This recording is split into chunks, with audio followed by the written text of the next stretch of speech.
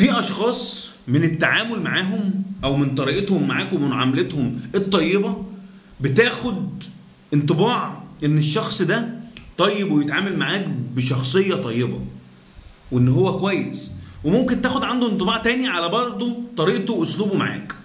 وفي اشخاص ممكن ما تقابلهاش، ما تبقاش موجوده في المحيط بتاعك، ما تعرفش عنها حاجه، وممكن هم ما يعرفكش وما يكونوش موجودين في المحيط بتاعك، وتلاقي منهم تحس ان هم شبهك، تحس ان هم منك، تحس ان هم بيتعاملوا معاك بنفس، او تحس ان هم من طريقتهم نفس فهمك ونفس دماغك ونفس عقليتك واصحابك ومنك. بتقول لي على مين؟ هقول لك السلام عليكم ورحمه الله وبركاته. مساء الخير عليكم جميعا اخواتي في كل مكان، يا رب تكونوا بخير. واحب ابدا كلامي طبعا بصلاه الحبيب المصطفى محمد صلى الله عليه وسلم. اللهم صل وسلم وزد وبارك على حبيبنا ونبينا محمد. ومش عايزين ننسى الدعاء لاخواتنا في فلسطين، ربنا ينصرهم ويرفع رايه الاسلام والمسلمين ويرحم امواتهم وامواتنا اجمعين. بسم الله الرحمن الرحيم. وزي ما بقول لك، تقول لي ايه لازمتها المقدمه دي؟ هقول لك.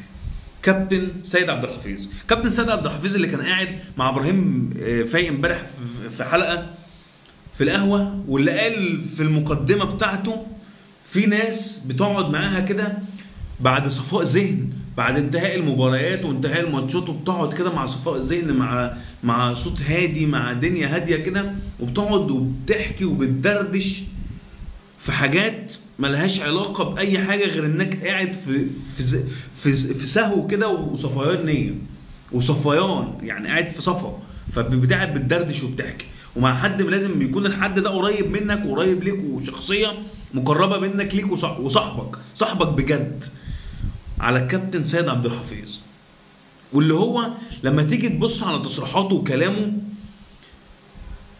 مش بيتكلم عن مسؤول، انت مش بتتكلم عن مسؤول، انت مش بتتكلم على واحد هيرجع تاني النادي الاهلي وهو شخصيه من الشخصيات اللي كان ليها دور وبصمه بارزه داخل النادي الاهلي، ولسه باذن الله مكمل، وباذن الله هيكون ليه اكبر دور ويكون ليه بصمه كبيره باذن الله تعالى. فتيجي تبص على الكابتن سيد عبد الحفيظ وكلام ابراهيم فايق معاه، واللي يقول لك ان هو صاحبك وتحس ان هو منك عشان كلامه وردوده ردود منطقيه، ردود طبيعيه، ردود اي حد عاقل ومنطقي واي حد سوي يردها عادي، اي حد سوي اي حد طبيعي يردها عادي. كابتن سيد عبد الحفيظ تحس ان هو واحد مننا، واحد من الجماهير، واحد بيتكلم بلسانك، فاهم عقليتك، حاسس بيك وحاسس باللي انت بتدور بيه. تحس ان هو من الجمهور رغم ان هو ليه دور ومسؤول في النادي الاهلي. تيجي تتكلم معاه يقول لك انا حتى رغم خلافاتي مع كابتن محمود الخطيب، بس الناس دي ما بنسالهاش حاجات حلوه عملتها معايا، حتى لو كان في وحش بس في حاجات حلوه عملتها معايا. النادي الاهلي ده بيتي، ولازم اكتر من ان انا اكون سبب مشكله ليه، لازم اكون سبب حل المشاكل ليه. مش انا اكون سبب ازمه، انا ما اكونش سبب ازمه للنادي الاهلي، لكن اكون حل للمشاكل. والصراحه انا كابتن سيد عبد الحفيظ من الشخصيات اللي بحترمها جدا، وبالنسبه لي ومن وجهه نظري تتفق معايا. في ناس ممكن تشوف تصريحاتها لا يا عم مش لازم تتكلم كده، في ناس تشوف كلامها لا يا عم مش لازم لكن الشخص ده تحس ان هو صاحبك بجد، تحس ان هو منك بجد. بامانه كابتن سيد عبد الحفيظ من الشخصيات المحترمه جدا، ومن الشخصيات المهذبه جدا، ومن الشخصيات اللي بتعشق النادي الاهلي جدا زينا. بتعشق حاجه اسمها النادي الاهلي، اتربى في النادي الاهلي وعارف يعني ايه اتربيت في النادي الاهلي.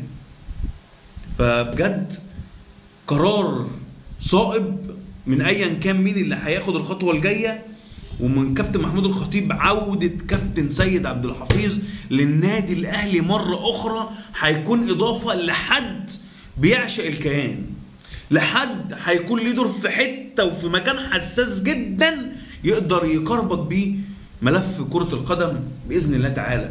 اتمنى التوفيق لكابتن سيد عبد الحفيظ والنادي الاهلي، وشخصيه زي دي لازم الاهلي يستفيد منها، لازم الاهلي يستفيد منها ويطلع من وراه كوادر تكون شبه كابتن سيد عبد الحفيظ، واتمنى التوفيق للنادي الاهلي. والشخص ده عارف ان هو بيقول لك انا سيد ما اتعرفتش غير عن طريق النادي الاهلي. النادي الاهلي هو اللي عمل، زي ما كلنا لو احنا طلعنا على السوشيال ميديا واتشافنا بقدر الامكان هيكون السبب هو ان احنا بنجيب سيره النادي الاهلي. بس ما حدش فاهم النقطه دي، انت اللي عرفك بالناس هو النادي الاهلي. فاتمنى التوفيق للكابتن سيد عبد الحفيظ والنادي الاهلي طبعا فيما هو قادم، واتمنى التوفيق للجميع، ويا رب يستر من مباراه القمه. بكره حلقه ليله المباراه وربنا يسترها. سلام.